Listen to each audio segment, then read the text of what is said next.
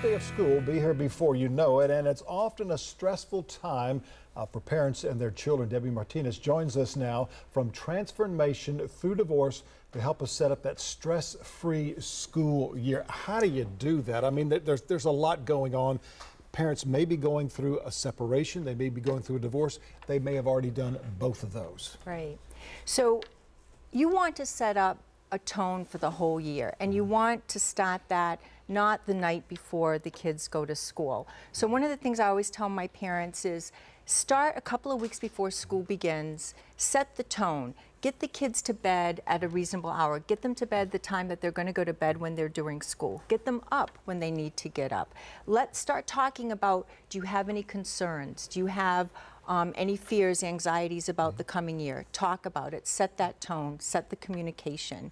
The other thing is, and this is for smaller children, is the kids have their room, but if they need a stress-free place, set up something within their room. For example, for smaller kids, it could be a little corner where they have a pillow, a blanket. They already have their music there. They have their Game Boy, or they have their coloring books. So they know if they're getting stressed or they're unhappy, they can go right to that little place. Sure. What you're doing is you're teaching them coping skills on how to stress. Okay.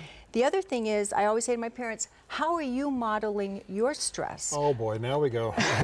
now we get into the serious stuff, because the kids, the innocent children that they are, they're a lot of times behaving themselves, but the parents are acting more like not behaved kids. Well, and the kids are watching you. You're the role model. And they will mimic. Exactly. So parents, if they get stressed, do you go get a glass of wine, or do you go get your running shoes? You know, what are you showing them? How are you showing them coping skills? And that's very important. Things happen in life. Are you running around the house ranting and raving, and you're showing your children that that's how you handle stress? Or are you taking a deep breath, stepping back, and trying to come up with solutions? So it's very important. Parents really need to watch how they model their stress. And the children watching you, they see what you do not only physically, but verbally as well. And they can mimic both of those, maybe not that day, but life as they get older in life, because a lot of times we are what our parents taught us as we're growing up. And if we saw abuse in our family, that may be transitioned to the child when they grow up into their family as well. And how are you talking? You know, are you talking negatively, or are you talking positively? You know, so I always tell parents, please be very much aware of your words. Be positive in everything that you say pertaining to the school year.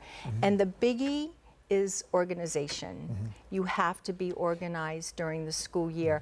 And something that I came up with that works exceptionally well is what I call the command center. Tell me about that, because you and I were talking before during the commercial break, the command center. This is actually something that you came up with that works so well in so many families. Tell me exactly what it is. So I have, I got all of my pieces from Pottery Barn, but I've seen them other places as well. And what it is, it's like a 5-piece system. So, and you set it up, mine was in the laundry room. It's right where the kids come in when they drop off their book bags from school. They see it every day.